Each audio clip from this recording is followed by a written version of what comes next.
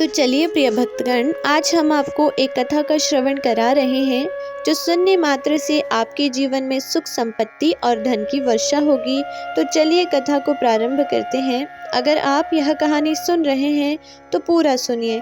इस कथा को आधा अधूरा छोड़कर जाने की गलती मत करिएगा, क्योंकि इस पवित्र कथा को पूरा सुनने से मनचाहा फल की प्राप्ति होगी। इसलिए इस कथा को पूरा सुने। हनुमान पुत्र मकरध्वज की कथा। पवन पुत्र हनुमान बाल ब्रह्मचारी थे, लेकिन मकरध्वज को उनका पुत्र कहा जाता है। यह कथा उसी मकरध्वज की है। वाल्मीकि रामायण के अनुसार लंका जाते समय आग की तपिश के कारण हनुमान जी को बहुत पसीना आ रहा था।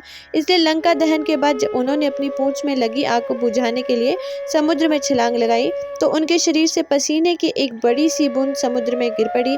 उस समय एक बड़ी मछली ने भोजन समझकर उस बूंद को निगल लिया। उसके उदर में जाकर वह बूंद एक शरीर में बदल गई। एक दिन पाताल के असुर राज अहिरावण के सेवकों ने उस मछली को पकड़ लिया।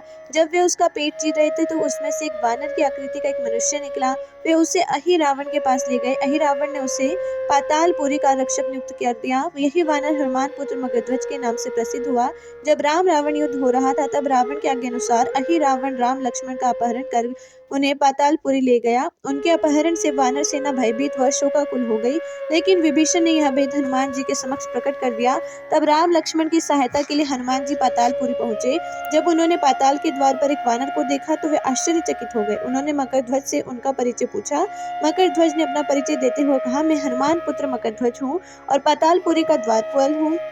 मकरध्वज की बात सुनकर हनुमान क्रोधित होकर बोले, यह तुम क्या कह रहे हो? दुष्ट, मैं बाल ब्रह्मचारी हूँ, फिर भला तुम मेरे पुत्र कैसे हो सकते? हनुमान का परिचय पाते ही मकरध्वज उनके चरणों पर गिर पड़ा और उन्हें प्रणाम कर अपनी उत्पत्ति की कथा सुनाई। हनुमान जी ने भी मान लिया कि वह उनका ही पुत्र है, लेकिन यह कहकर वे अभी अपने श्री राम और लक्ष्मण को लेने आए हैं। जैसे ही द्वार की ओर बढ़े वैसे ही मकरध्वज उनका मार्ग रोकते हुए बोला, पिताश्री, यह सत्य है कि मैं आपका पुत्र हूँ, लेकिन अभी मैं अपने स्वामी की सेवा में हूँ, इसलिए आप अंदर नहीं जा सकते। हनुमान ने मकरध्वज को अनेक प्रकार से समझाने का प्रयत्न किया, किंतु वह द्वार से नहीं हटा। तब दोनों में घोर युद्ध शुरू हो गया।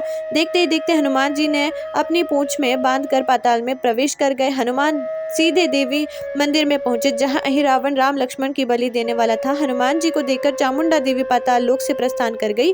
तब हनुमान जी देवी रूप धारण करके वहां स्थापित हो गए। कुछ देर बाद अहिरावण वहां आया और पूजा अर्चना करके जैसे ही उसने राम लक्ष्मण की बलि देने के लिए तलवार उठाई, वैसे ही भयंकर गर्जन करते हुए हनुमान जी प्रकट हो गए और उसी तलवार से अहिरावण का वध कर दिया। उन्होंने राम लक्ष्मण को बंधन मुक्त किया। तब श्री राम ने हनुमान से पूछा कि ये तुम्हारी पूंछ में कौन बंधा है? बिल्कुल तुम्हारे समान ही लग रहा है, इसे खोल दो। हनुमान ने मकरध्वज का परिचय देकर उसे बंधन से मुक्त कर दिया। मकरध्वज ने श्री राम के समक्ष सिर झुका लिया। तब श्री राम ने मकरध्वज का राज्याभिषेक कर उसे पाताल का राजा घोषित कर दिया और कहा कि भविष्य में वह अपने पिता के समान दूसरों की सेवा करे। यह सुनकर मकरध्वज ने तीनों को प्रणाम किया। तीनों उसे आशीर्वाद देकर वहां से प्रस्थान कर गए। इस प्रकार मकरध्वज हनुमान पुत्र कहलाए।